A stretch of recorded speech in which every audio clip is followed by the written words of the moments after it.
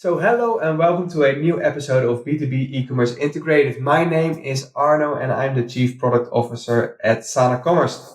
And at Sana Commerce, we believe that by using ERP integrations, B2B companies are more successful than B2B companies that are using mainstream e-commerce solutions. So you do not have to replicate data and logic around complex pricing, stock, order quotes in multiple systems, and there is no need to maintain the data and logic in various systems. And more importantly, less prone to error by making ERP and e-commerce work as one. This results in better relationships with your B2B buyers and more commercial success. So in this podcast, I'm interviewing the most important people in B2B e-commerce, our IT folks. And before we jump into the interview, if you enjoyed listening, please leave a review and rating so you will help your peers to find the content better and easier. I'm very excited for today because I have two very special guests, true B2B e-commerce experts, I have to say, in the show. You might know them from the Hard Truth About B2B e-commerce podcast. So we have Isaiah Bollinger and Timothy Peterson. So welcome, guys. Welcome to the show. Thank you. Yeah, thanks Thank you. It's a fair trade. Yeah. You were on our podcast, so it's only fair that we're on your podcast.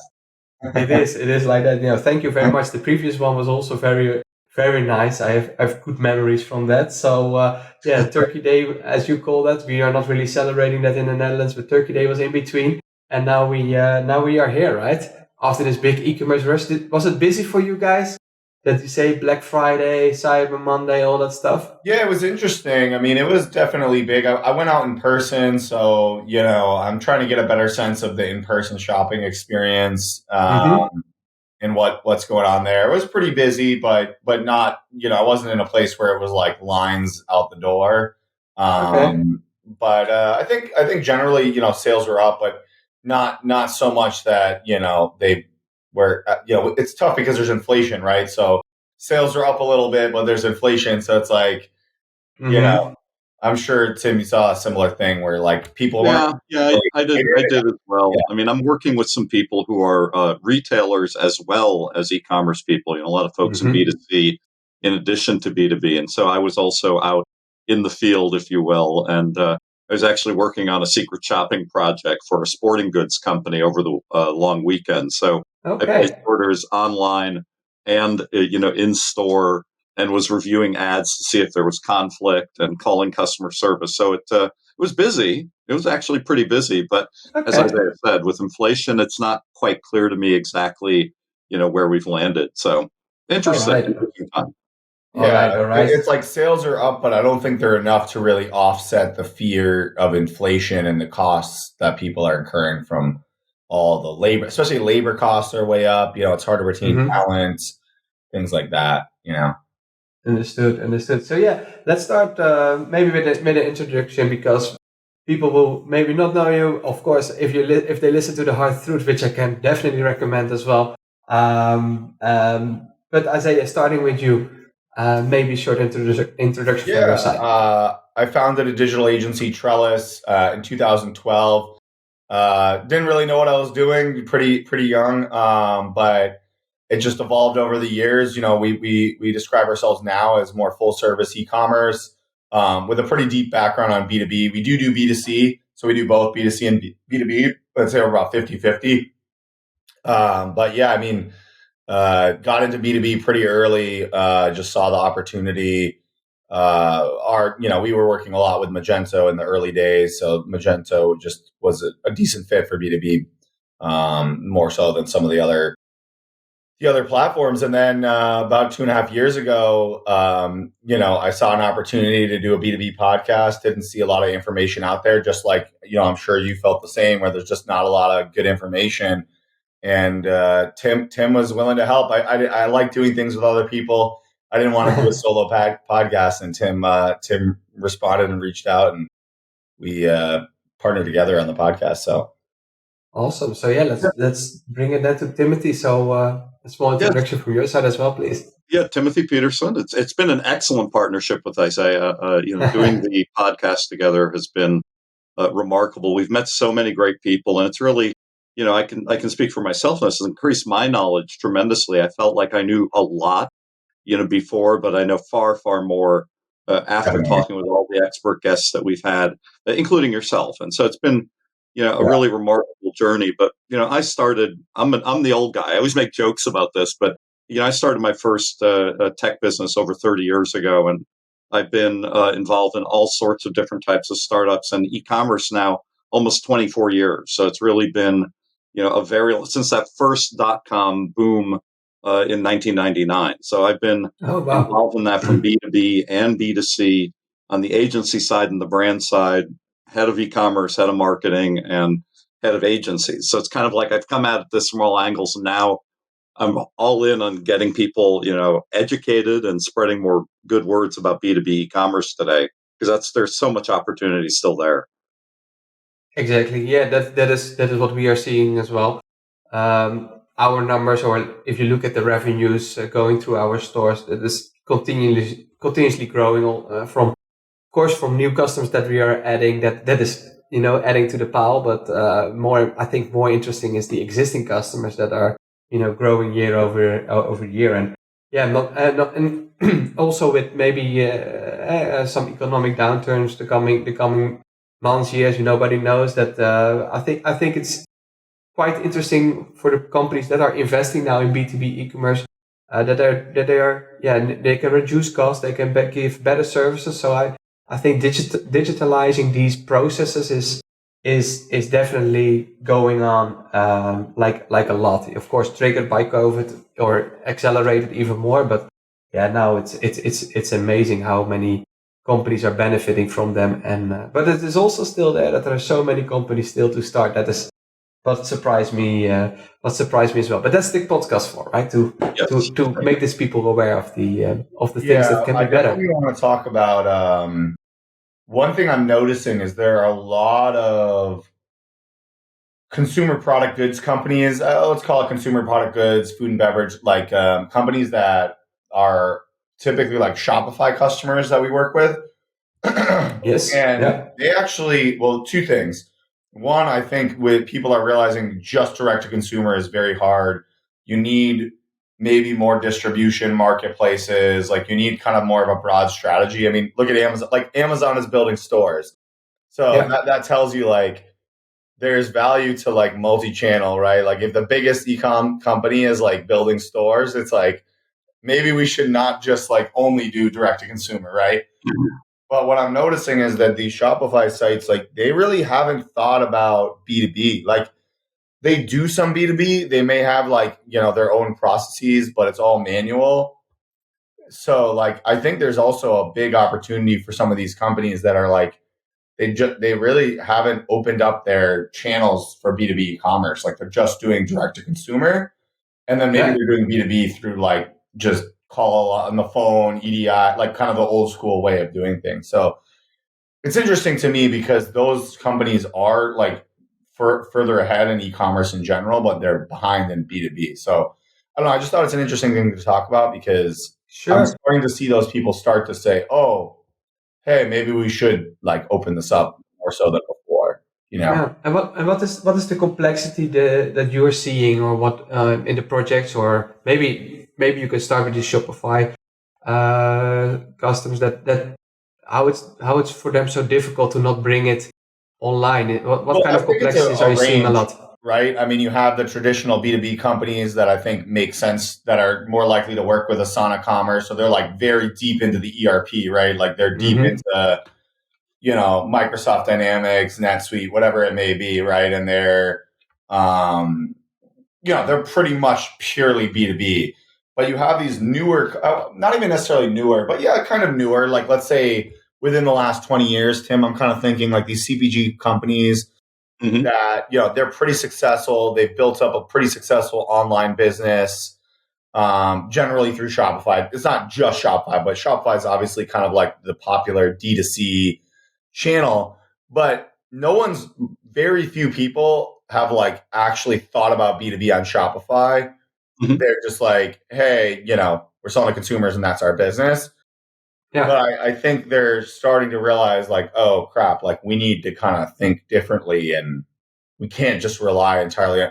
And I think the complexity comes from the fact that they've never thought about it. Like there's no processes for it's like it comes back to like the episode we had with you. Like they need to get like the salespeople, the tech people, the marketing people. Like it's a process issue, honestly, in my opinion.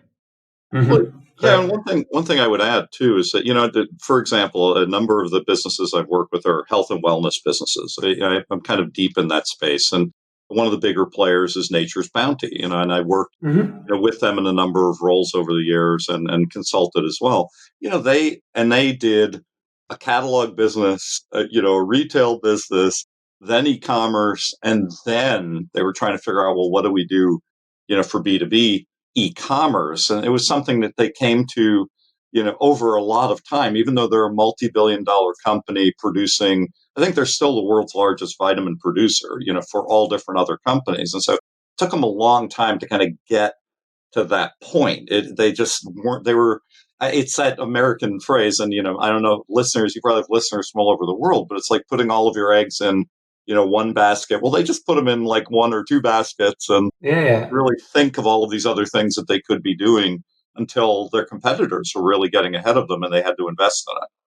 Yeah, so no, we know the phrase, so that's good. But and how was that? So you were there when they start moving to B2B, or at some point in time at one point I was head of direct to consumer there after doing business intelligence. I was doing direct to consumer. At that point, though, it meant catalogs, consumer websites, which were just kind of in whatever phase, and then the call center. They had a call center over in-house with over 300 people. It was just a remarkable business, but it was in transition. This is in the mid-2000s, trying to figure out exactly where they're going to invest and how. And they had all of these separate businesses that were dealing with B2B, really, literally separate.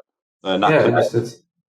Hey, and they brought it online, or they started with that at one of the last. They started to bring the B2B online, much more aggressively, really working on that. And a lot of that was happening, since I left, really, because it was kind of like they knew that they needed to do this, but they didn't, and then all of a sudden they start working on that, working with their sales teams, as Isaiah is mentioning, different people who were doing the work for them, and then trying to figure out how they were going to, to use your word, digitalize. It's a transformation, as people say. I think what it is people have a hard time figuring out the ROI and the justification, right? With direct to consumer, it's fairly simple. You're going to go out and get new customers or get repeat customers, and you have this direct channel where, you're talking to, it's very obvious, right? With direct to consumer. Yeah, marketing budget, and then you have a conversion rate, and then you sell, and you have a profit. You could sell to retailers, but then you have to have a lower margin. So you get better margin on direct to consumer because it's, you're selling direct, right? And also you get their information. There's very obvious benefits to direct to consumer. I think especially with these CPG or like manufacturing companies that maybe have some direct to consumer, they struggle with B2B because they don't know how to quantify the value. They're like, well, maybe it kind of makes us more efficient, but how much more efficient? It's just not high enough on their, I think that companies in general just have so many problems and they just don't know, they don't know how to quantify the value. Yeah, and how do you guide? Because I understand you have customers in that area, you're serving them. So how do you guide them? What would be an approach to make a business case? So you say already something with efficiency, but maybe there are more angles. I've been trying to pitch them on is, look, small business that's let's say less than 20 people, they're not going to want some complicated EDI, crazy process. They want to go in, log in, maybe get special pricing and get products and get it fast, right?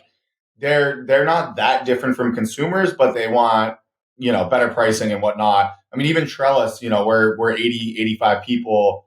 We don't want to have to call, we want online programs that make it easy for us to buy. Cause we don't have a procurement department.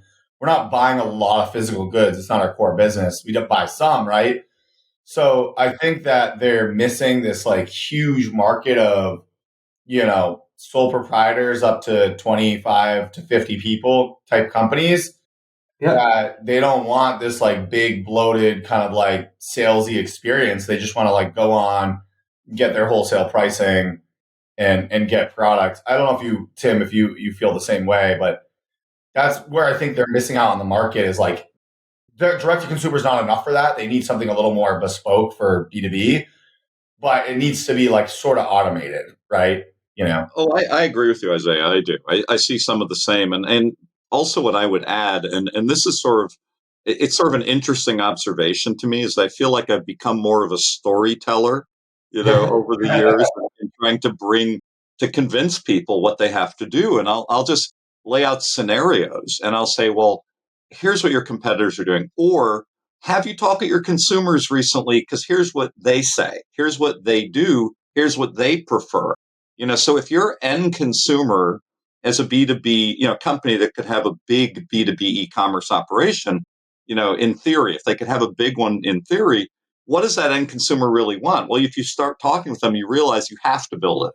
You have to, address all of these different needs because their expectations have changed in the last 5, 7, 10 years dramatically. I expect to do everything on my mobile phone today, whether it's B2B or B2C. Right. Correct. And that's something that didn't really happen a decade ago. You didn't have that kind of attention. Now you do. You have to really address that. So I tell those stories. I say you have to get involved with your end consumer of every type and really go backwards from there and say, well, what do you have to do to make them happy and make them spend more money? Yeah, no, so great tips already. So I also truly believe talk to your end users, talk to your B2B buyers in this case. I just came back from my customer meeting that I was visiting our office as a big company.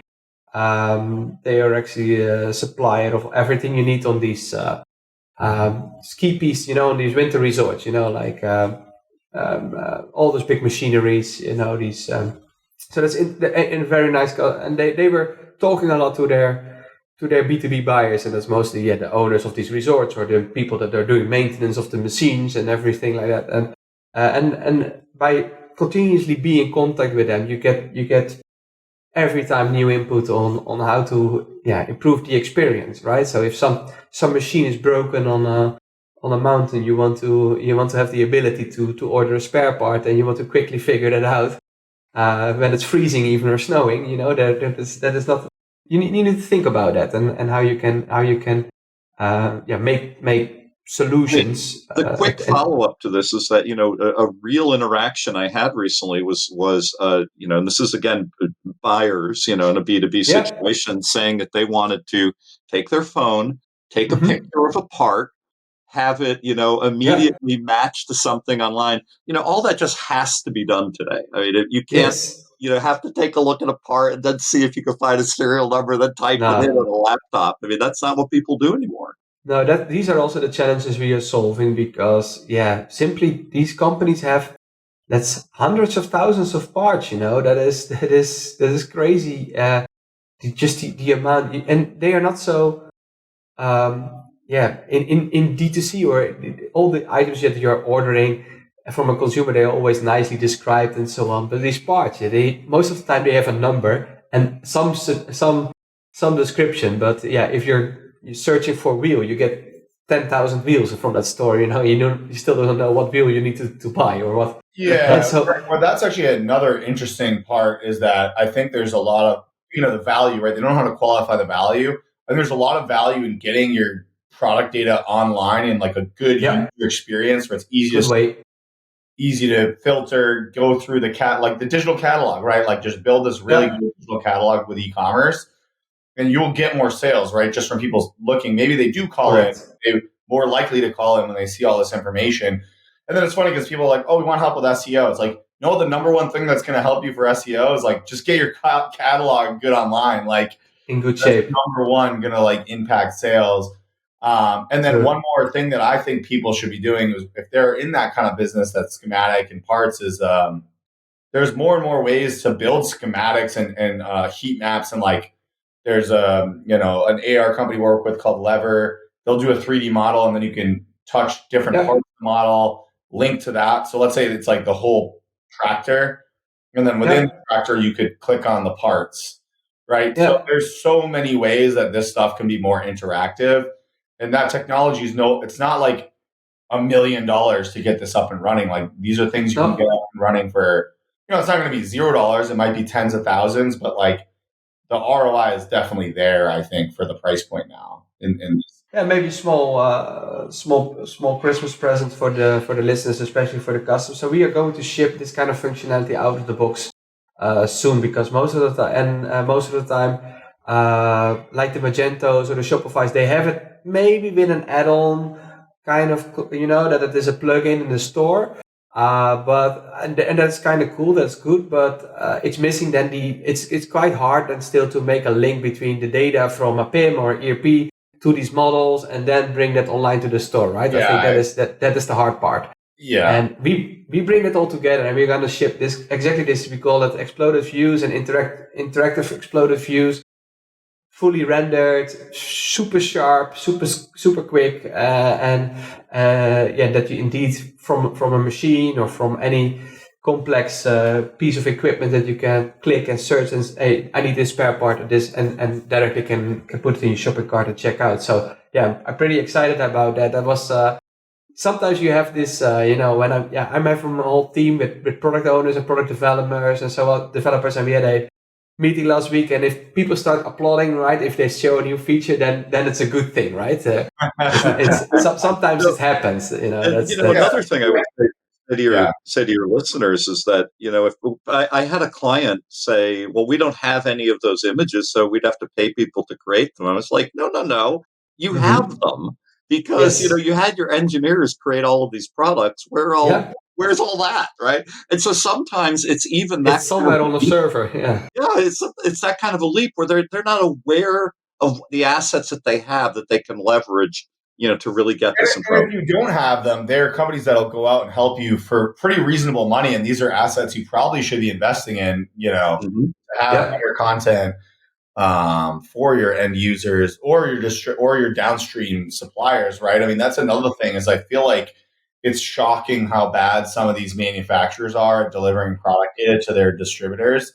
It's like, wouldn't you want them to sell your product better? Like, it's just such an easy, to me, it's just such an easy way to make more money, Mm-hmm.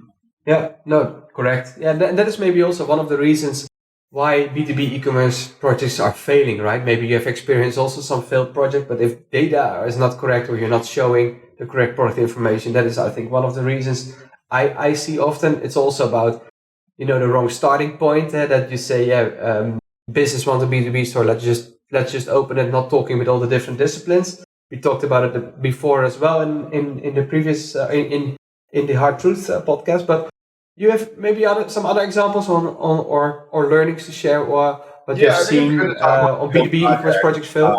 I'm proud to say that we haven't really had like a truly failed project in a long time.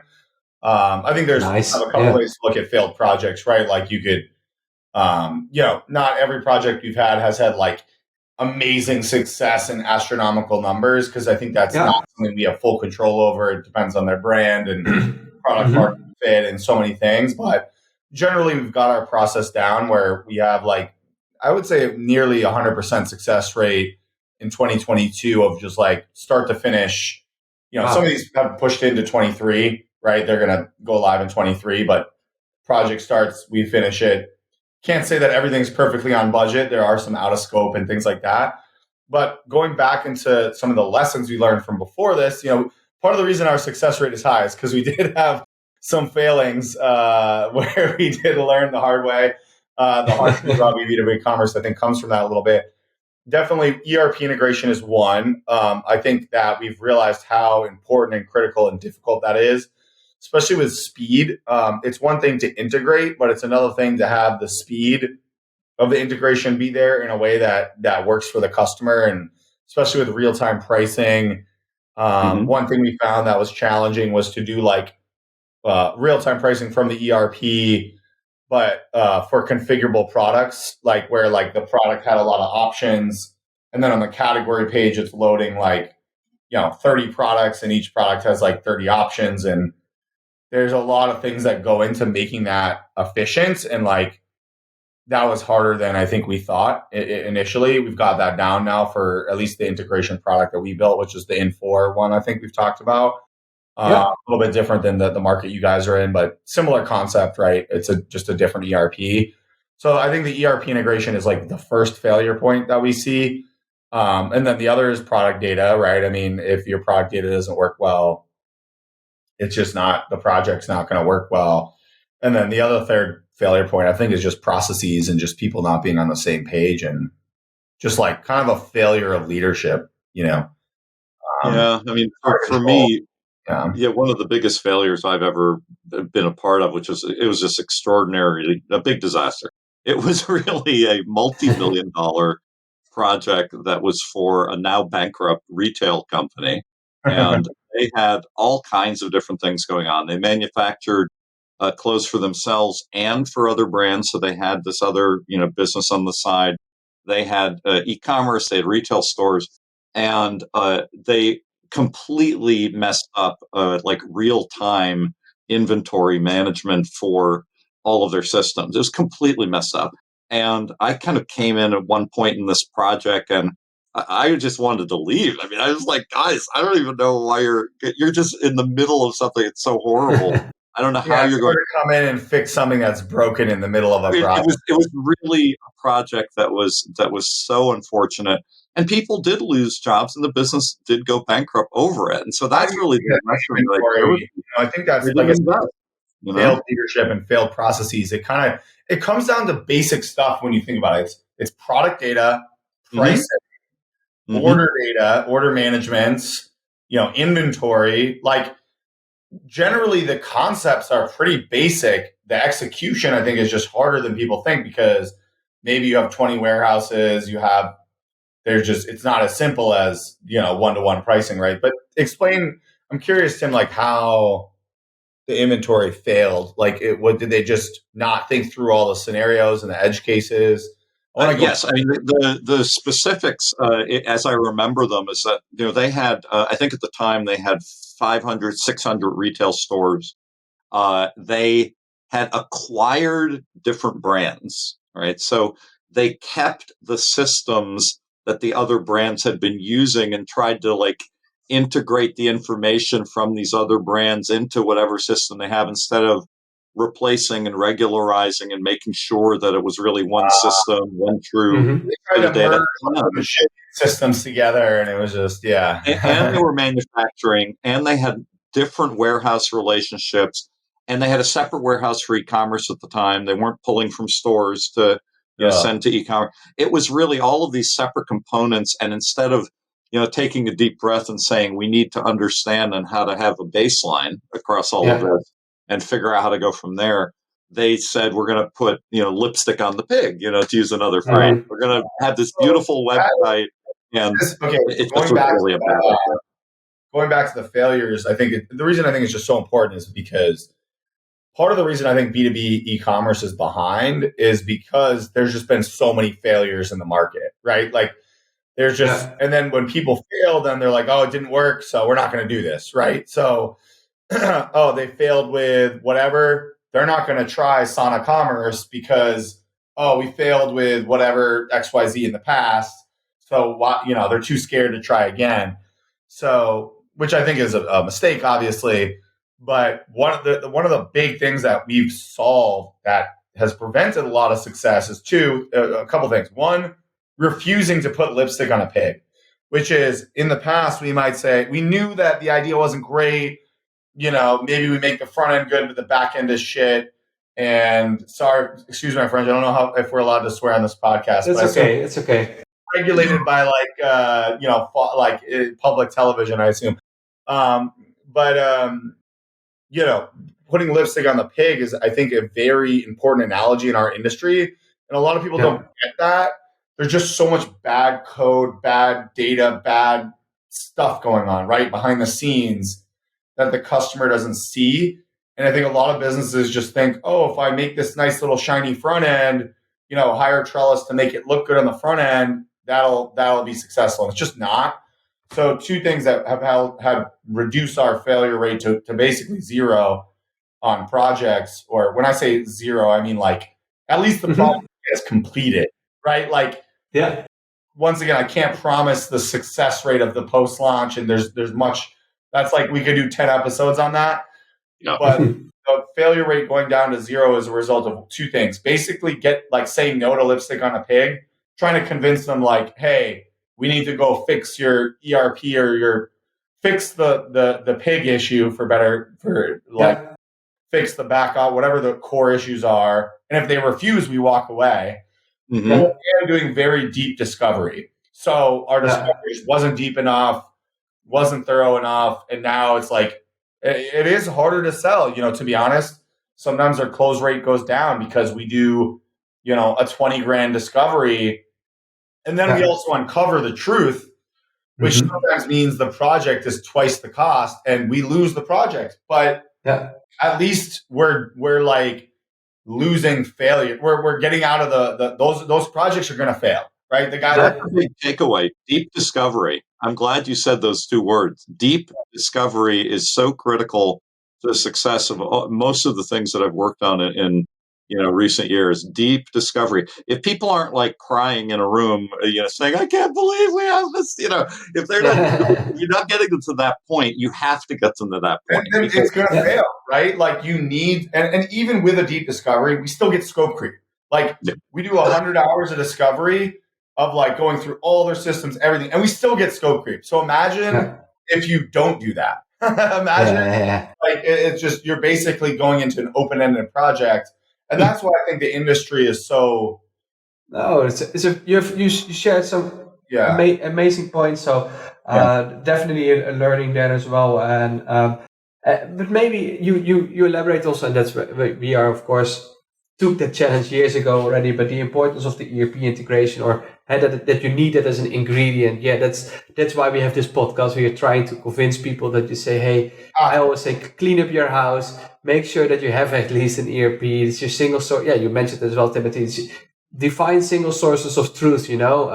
One place for inventory, one place for pricing, and so on and so on. Because that is just there we see projects succeed, right? Yeah. And of course, we then add technology, like a nice, beautiful sauce or technology. Maybe that's the lipstick, but that we have we have the technology to actually extract all of that and all these investments, and to make that work on the front end. But I love that part that you shared, that you say, it's not only the front end. If the back end is not functioning, or the processes are not right, or there is no ERP or whatever backend system where there is consistent pricing or processes defined, it will fail. For B2B, for B2C, I think, or D2C, you can handle it probably. But for B2B, I'll tell you this: you can get to 10, 20 million with crappy process, and you can kind of be like a moderately successful direct-to-consumer business, but you're not going to be $100 million D2C business with bad process. True. That's true. Yeah, B2B, I think,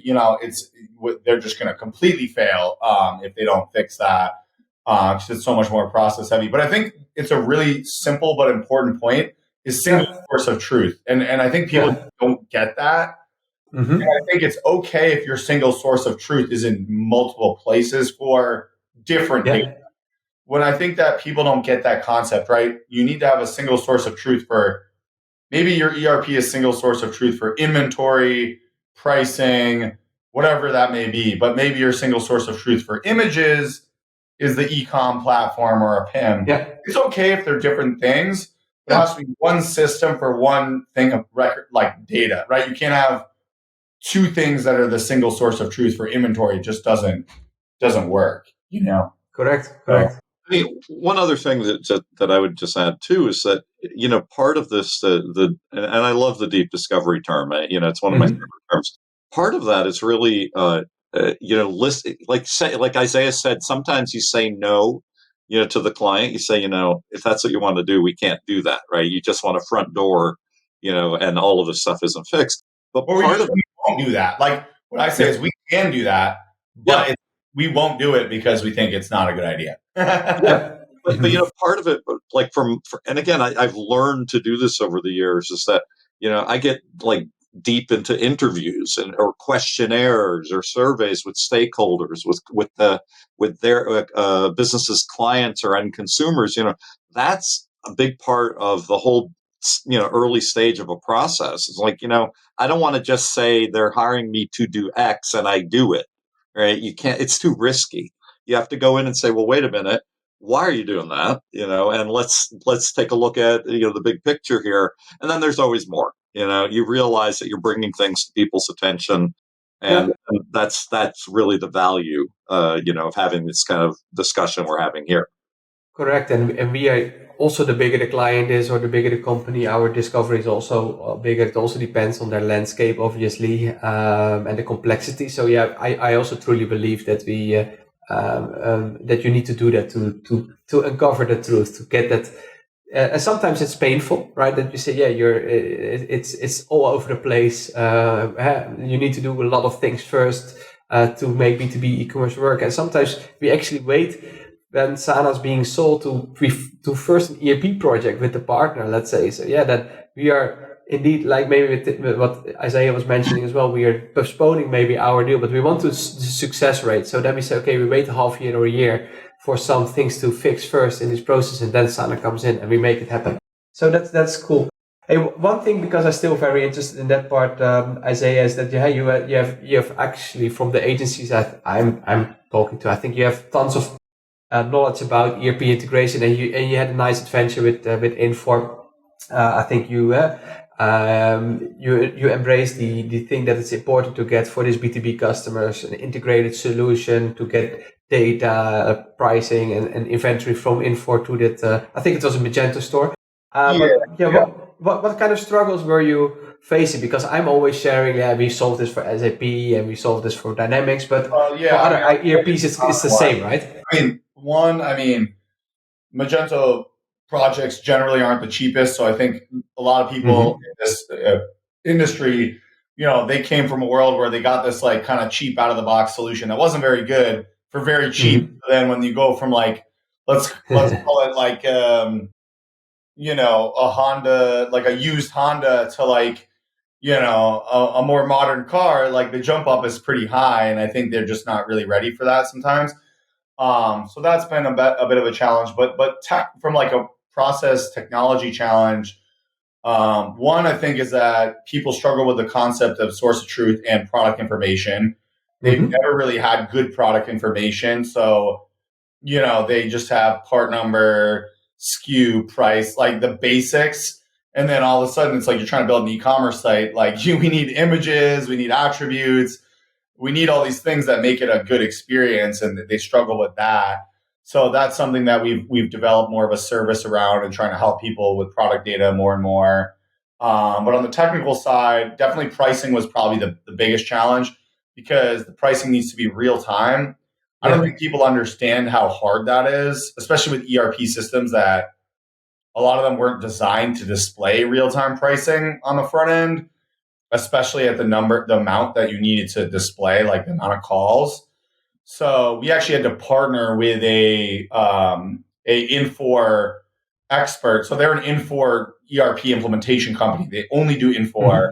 They have their own middleware product. They have a lot of products in the space.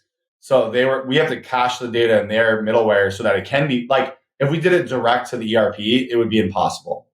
So I laugh because we've lost a couple of deals when people are like, oh, we're just going to do it ourselves. And I'm like, good luck. We'll talk to you in 2 years when you fail. Yeah. You realize you should have just bought this product, because I know how hard, like the amount of like cost to just build this integration is like insane, honestly. And so the pricing was probably the hardest feature, because we don't use pricing in Magento. Like it is literally just displaying the pricing from the Infor. And so that has to be instant, right? Like it can't be like 10 seconds. It has to be page load, like within reasonable page load times, So that was probably the biggest challenge. And honestly, we're still working on improving and making that faster and better. And there's like edge cases. And then I would say that the biggest challenge is just like making the overall experience tie back, like so that for the Infor users, they have like the same order number. So like we append order numbers, so the order numbers are the same and they match up from Magento. And so like kind of making the systems feel as close together as possible is just like an ongoing challenge. There's also a limit to that, right? They are different systems. We can't just like do everything to make them the same. So we have to kind of pick and choose what makes sense. like order cancellation, returns, like that's where things start to get tricky, right? Editing orders. Magento doesn't like to edit orders in the way that Infor does. So there's these like nuances between, and that's where I think also people struggle, is that they assume that an integration is just send data here, send data there. And it's like, there's so much more to that than.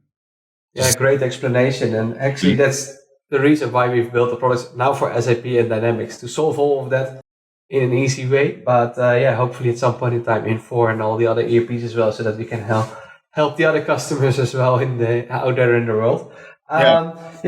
Looking at the time, time flies when you're having fun, right? You guys it's like you drop a cone in you guys and you start talking, and there's an amazing story one after another, right? We want to make it easy for you, right? Like we want to make it easy. I love it. So maybe to conclude, this is something you still want to share something. It can be about your company, or it can be another lesson or another story. Timothy, throw you to this one first. So is there anything you would like to share, to a learning or a story or something that you say, hey, this is definitely worth listening to? I think the lesson, I want to make this a very simple lesson, like a little holiday gift. I think the lesson is to listen as widely and as deeply as you can to the folks that you're working with internally, the folks that you're working with externally, and all of your customers, your clients and customers. It's really one of the biggest lessons of my entire career is about listening. I can't come in and just tell people to do things. I have to say, what have you heard, and have you talked with all of these people and heard what they have to say? They're going to guide, so much of your success for the business. They're going to tell you what needs to get done, and it's been true over and over and over again. And I just love that lesson. It really just holds true. And happy 2023, to everybody. Just keep that in mind. Listen to people internal and external, and you'll be more successful. Great one. Thank you. And for you, Isaiah? Yeah, I'm going to build on that, because I think that going back, I'm just going to harp on the same concept, which is that deeper discovery process, which really is a lot of listening. I think companies make the mistake of just assuming that we can just tell you stuff and you'll know everything about our business in a couple days or even a week. It's just not enough time often to figure out all the pieces.